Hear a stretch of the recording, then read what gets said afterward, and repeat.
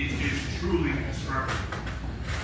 Shock, pain, and fatigue have numbed my senses long before I wrapped the post in heavy chains. I lifted my briefcase on the ground, and the first object that stood in my eyes was the open expanse of this sea. I saw a ship. A slave ship.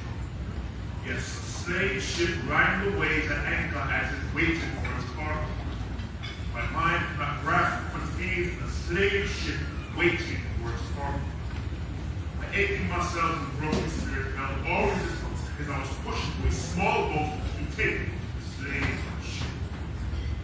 As my head went back to the black and white, suddenly everything seemed so strange.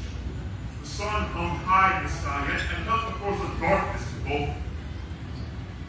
My land, my friends, my country, all I knew were descending into the gloomy darkness that befell my actions, my homeland. When I was delivered on board, I was handled and poked by some of the crew to see if I was sound cargo. Strange these creatures are. Their colorless skin, their long, stringy hair, red faces, yellow teeth, and the strange language they spoke conspired to convince me that I had somehow got into a world of evil machinations. My heart fluttered. My breathing became shallow. My mind told me cargo don't breathe, but I was breathing. And I was cargo, but no.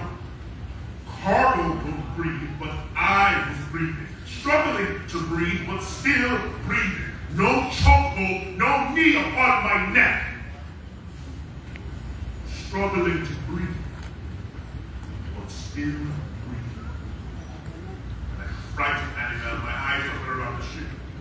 I saw a large copper cauldron with steam rising from within. Then I saw African brothers and sisters of every description, chained and floating. In their faces I saw expressions of defeat and rejection. Their sorrows confirmed my faith that indeed I had fallen to the patterns of evil spirits. Fear overcame me, tightened my chest. I fainted and fell motionless on the deck. When I recovered, I was surrounded by some strong black men. I immediately recognized them as those who brought me on board. But I was confused to see their relaxed disposition. My God, they had been receiving payments from the white captain. First my mind, then my body is sent into a kind of uncontrollable spasm.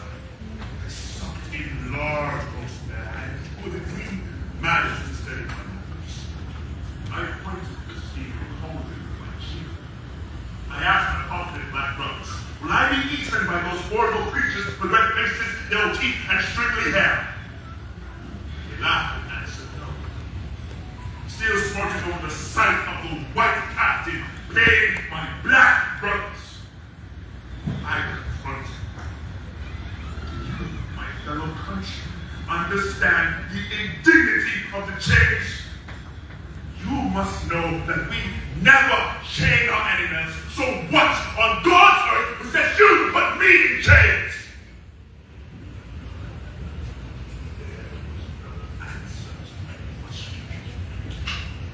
Not then, but now.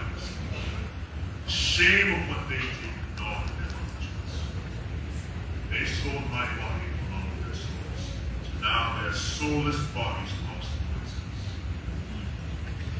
My struggle to grasp these weird creatures were capable of human love.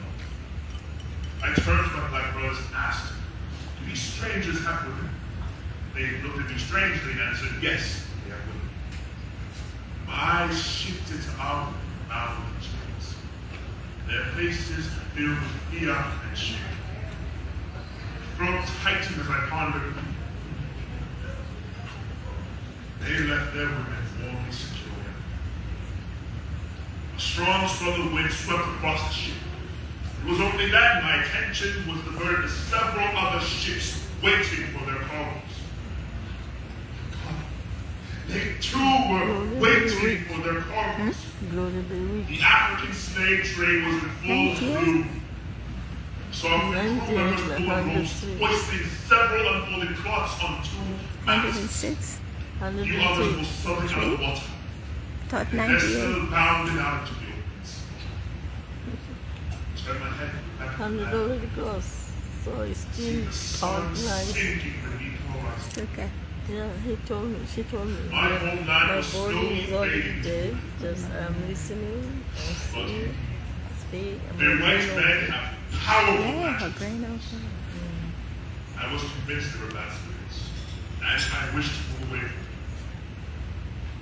But I was, after all, cargo, slave ship. Cargo cannot move He's a motor man. on. The lyrics.